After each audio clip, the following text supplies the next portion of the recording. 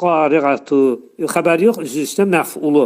Yəni bunun ədra fiilinin ikinci vasitəsi tamamlığı nə oldu? Məl qari'atu oldu. Keçirik 4-cü ayəyə.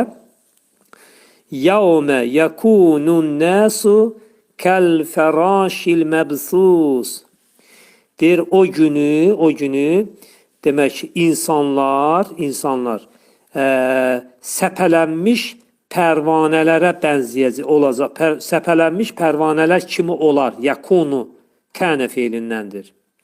Demək, o günü insanlar səpələnmiş kəpənəklər, pərvanə və kəpənəklər kimi də demək olar. Pərvanələr kimi olar.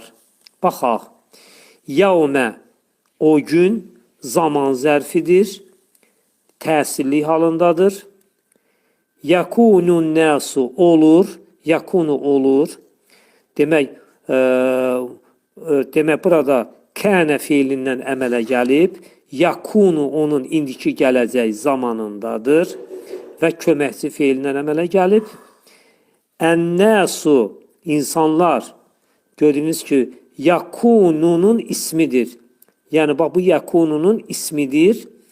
İnsanlar adlı halındadır, cəmdədir və müəyyənlikdədir. Hardan bildik müəyyənlikdədir?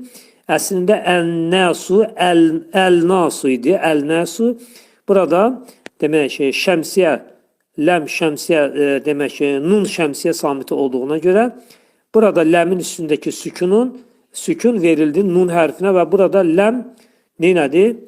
Nuna çevrildi. Oldu ən-nəsu. Kəl-fərəşil məbsus. Yayılmış pərvanə kimi mənası. Tərkibinə baxaq. Demək, kəl-fəraşi burada yakununun xəbəridir. Bu yakununun xəbəridir.